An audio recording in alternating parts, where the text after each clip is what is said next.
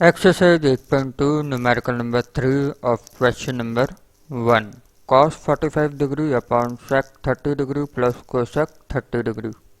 ठीक है, तो सबसे पहले तो आप क्या करो, साइन की वैल्यू लिख लो, उसकी टेबल बनाओ। तो अगर हम साइन की टेबल बनाते हैं 0, 30, 45, 60 और 90। 0 डिग्री पे साइन की वैल्यू 0 होती है, साइन 30 डिग्री 1/2 होता है, sine 45 degree 1/√2, sine 60 degree √3/2 and sine 90 degree 1। ठीक है, सिमिलरली कॉस की वैल्यू अगर हम 90 से 0 की तरफ जाएं तो वो हमें कॉस की वैल्यू मिलती है, यानी कि साइन 90 अभी 1 है तो कॉस 0 कितना होगा 1।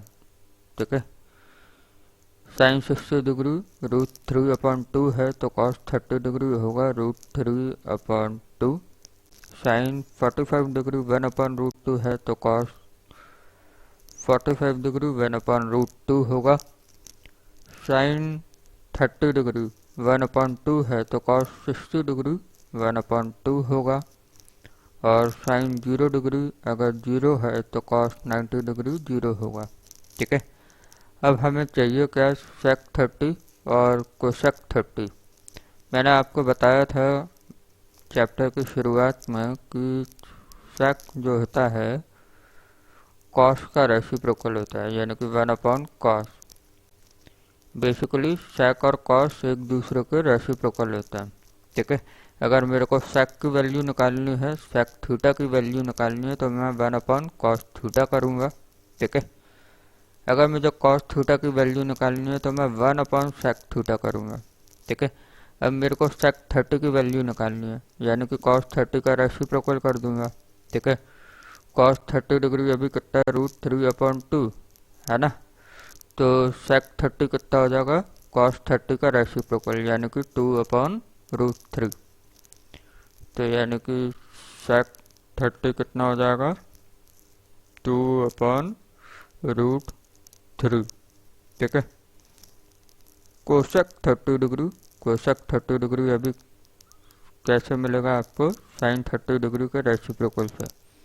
ठीक है, चूंकि साइन 30 डिग्री 1/2 है तो अगर हमको कोसेक 30 डिग्री निकालना है तो क्या करेंगे, साइन 30 डिग्री का रेसिप्रोकल यानी कि 1/2 का रेसिप्रोकल कितना हो जाएगा, 2। ठीक है, अब वैल्यू आपको पता चल गई। ठीक है, cos 45 डिग्री, cos 45 डिग्री कितना है, 1/√2। तो ये मैंने लिखा 1/√2। sec 30 डिग्री हमने निकाल लिया 2/√3, 2/√3। ठीक है, प्लस 2, क्योंकि कोसेक 30 डिग्री की वैल्यू क्या है, 2। तो 2 के नीचे हम क्या मानेंगे, 1। तो 1/√2 अपॉन √3 और 1 का एलसीएम लेंगे तो √3 आएगा। √3 का √3 में डिवाइड करेंगे तो 1 आएगा, 1 का 2 में मल्टीप्लाई करेंगे तो 2 आएगा, प्लस 1 का √3 में डिवाइड करेंगे तो √3 आएगा, √3 का 2 में मल्टीप्लाई करेंगे तो 2/√3 आएगा। ठीक है, अब इसको और सॉल्व करना है तो कैसे लिखेंगे, 1/√2। ठीक है, ये जो डिवाइड है इसकी जगह हम मल्टीप्लाई लगाएंगे।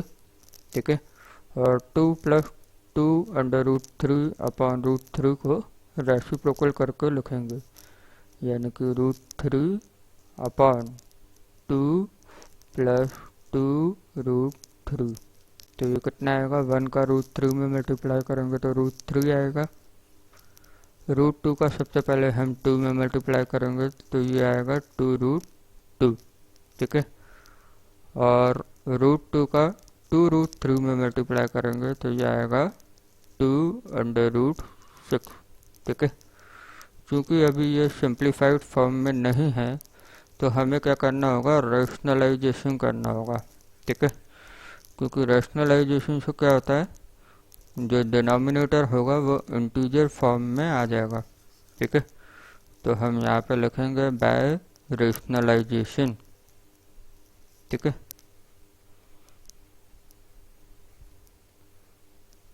तो रेशनलाइजेशन का मतलब क्या होता है, जो हमारे पास डिनोमिनेटर होता है उसके साइन को कन्वर्ट करके न्यूमरेटर और डिनोमिनेटर में मल्टीप्लाई कर देते हैं।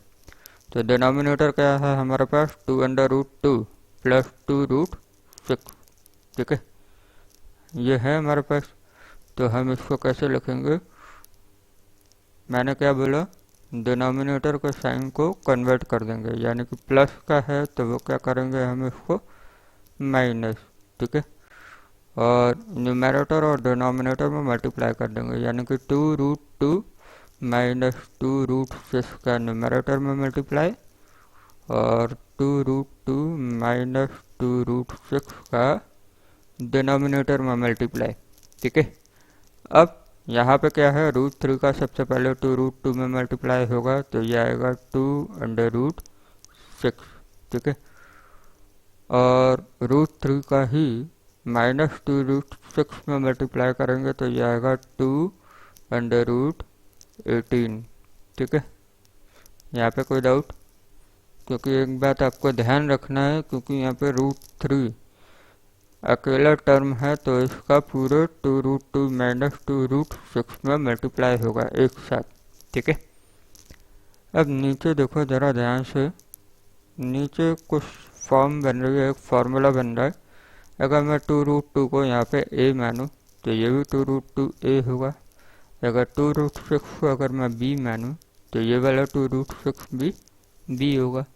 अब यहाँ पे क्या हो रहा है, प्लस, और यहाँ पे क्या हो रहा है, माइनस, यानी कि a plus B multiply a minus B. ये कौन सा फार्मूला बन रहा है, जब भी a प्लस बी और a माइनस बी का मल्टीप्लाई होता है तो ये फार्मूला बनता है a² माइनस b²। a क्या है यहाँ पे, 2√2। ये मैंने समझाने के लिए लिखा है। ठीक है, इसको आपको ऐसे नहीं लिखना है। तो यहाँ पे हम क्या लिखेंगे, a क्या है हमारे पास, 2√2। ठीक है, तो यानी कि 2√2 whole square minus 2√6 whole square. ठीक है, तो इसको कैसे सॉल्व करेंगे, इसको सॉल्व करने का तरीका ये है, 2√6 माइनस 2√18, ये तो ऐसे का ऐसे लिख लो। ठीक है, 2√18। ठीक है, 2√2 का होल स्क्वायर करेंगे तो इसका मतलब ये है 2√2 मल्टीप्लाई 2√2। ठीक है, 2 इंटू 2 4, √2 इंटू √2 2, और 4 इंटू 2 कितना होता है 8। ठीक है, माइनस 2√6, 2√6 का क्या मतलब है, 2√6 मल्टीप्लाई 2√6, 2 इंटू 2 4, √6 इंटू √6 6, 6 इंटू 4 24। ठीक है, तो ये कितना आएगा 24। ठीक है, अब ऊपर से 2 कॉमन लेंगे तो ये क्या बचेगा, √6 माइनस √18 अपॉन 8 माइनस 24। 8 माइनस 24 कितना होता है, -16। ठीक है, कितना होता है, -16। अब हमें क्या करना है, 2 से ये 16 कितना टाइम्स कैंसिल होगा, 8 टाइम्स। तो ये कितना आएगा, ये आएगा √6 माइनस √18 अपॉन -8। ठीक है, अब आप इसमें से क्या कर सकते हैं, इसमें से √18 को और सॉल्व करके लिख सकते हैं। कैसे, मैं बताता हूँ। क्योंकि √18 को अगर हम फैक्टराइज करेंगे तो 3 इंटू 3 इंटू 2 में लिखा जाएगा, यानी कि √18 को हम लिख सकते हैं कैसे, 3√2। कैसे लिख सकते हैं, 3/√2, यानी कि √6, यहाँ पे मैं लिख रहा हूँ √6 माइनस 3/√2 अपॉन -√8। ठीक है, अब यहाँ पे क्या है, डिनोमिनेटर क्या है, माइनस का है, डिनोमिनेटर क्या है, माइनस का। अब मेरे को काय का बनाना है, डिनोमिनेटर प्लस का। तो डिनोमिनेटर प्लस का कब बनेगा, जब आप न्यूमैरेटर में से माइनस कॉमन लेंगे। माइनस कॉमन लेंगे तो ये ऐसे लिखा जाएगा 3/√2 -√6 अपॉन -8। तो इससे क्या होगा, माइनस से माइनस कैंसिल आउट हो जाएगा, तो ये क्या बचेगा, 3/√2 -√6 अपॉन 8। तो ये हो गया आंसर।